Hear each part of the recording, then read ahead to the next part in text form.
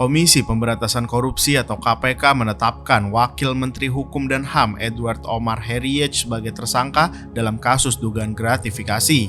Adanya kasus tersebut menambah daftar anggota Kabinet Presiden Joko Widodo yang tersandung korupsi.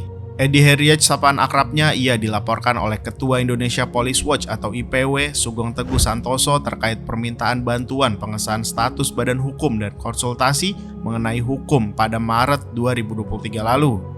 Dalam laporannya, Sugeng menyebut adanya dugaan aliran dana senilai 7 miliar rupiah ke Edi Heriej melalui 2 orang yang diduga sebagai asisten pribadinya. KPK belakangan menyebut kalau kasus dugaan gratifikasi tersebut telah naik tahap penyidikan. KPK sudah menetapkan 4 tersangka termasuk Edi Heriej. Namun kata Koordinator Humas Sekretariat Jenderal Kemenhukam Tubagus Eri Fatur Rahman, Edi Heriej tidak tahu kalau dirinya sudah ditetapkan sebagai tersangka oleh KPK. Sebab yang bersangkutan sedang tugas di luar kota. Erif menyebut dalam menghadapi kasus ini Kemenhukam akan berpegang pada asas praduga tak bersalah. Lepas dari terbukti atau tidaknya Edi Heriej nanti, adanya kasus ini sendiri menambah banyak daftar anggota Kabinet Jokowi yang terlibat dugaan korupsi.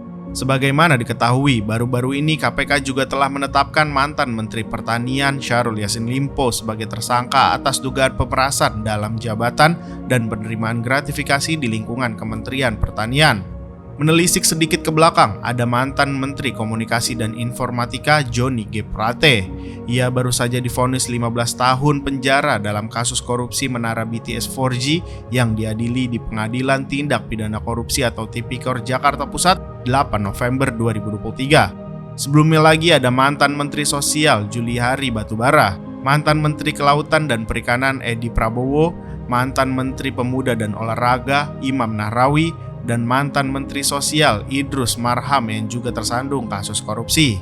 Jadi sampai saat ini sudah 7 orang dari jajaran Menteri Jokowi yang terjerat korupsi. Jumlah ini lebih banyak dari era kepemimpinan Susilo Bambang Yudhoyono dan Megawati.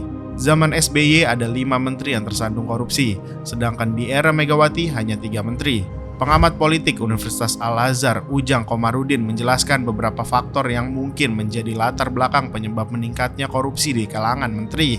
Kalau menilik penyebab banyaknya kasus korupsi pada menteri, pertama soal mentalitas yang mungkin ingin kaya dengan cara mengambil uang negara, tetapi tergantung personalnya, tergantung menterinya juga. Kalau mentalnya sudah korup, menjabat posisi apapun, apalagi menteri ya tetap akan korup, katanya kepada Forum Keadilan Jumat 10 November 2023. Faktor kedua berasal dari partai politik.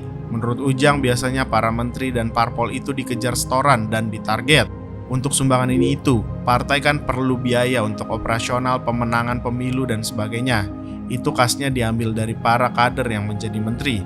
Jadi kalau sudah seperti itu, senang tidak senang, para menteri itu ditugaskan untuk mencari uang untuk kepentingan partai juga, ujarnya.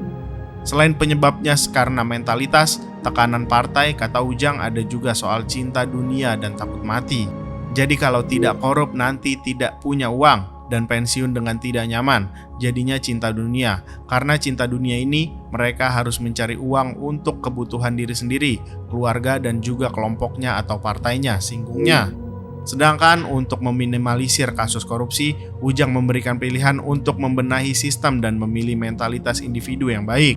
Yang harus dibenahi itu ada 2 sistem, agar tidak ada celah kong kali kong dan KKN. Kedua itu di setiap individunya, dan akar-akarnya tidak melakukan tindakan korup, jadi harus berkesinambungan. Ada 2 variabel antara orang dan sistem yang harus bagus untuk meminimalisir korupsi, jelasnya. Selanjutnya, ia mengungkapkan kalau power sharing kursi jabatan juga ikut andil dalam tindakan korupsi karena berkesinambungan dengan faktor utama sebelumnya. Tidak aneh dan tidak heran juga bagi-bagi jabatan, kursi, kekuasaan itu membuat para menteri terjerat kasus korupsi atau bermasalah. Saya setuju dan sepakat, memang sejatinya soal menteri dan wamen itu bagian dari bagi-bagi jabatan untuk para relawan yang berjasa pada pasangan calon presiden dan calon wakil presiden yang menang, ungkapnya. Ujang berpendapat siapapun presidennya pasti sulit membendung persoalan korupsi di jajaran para menterinya.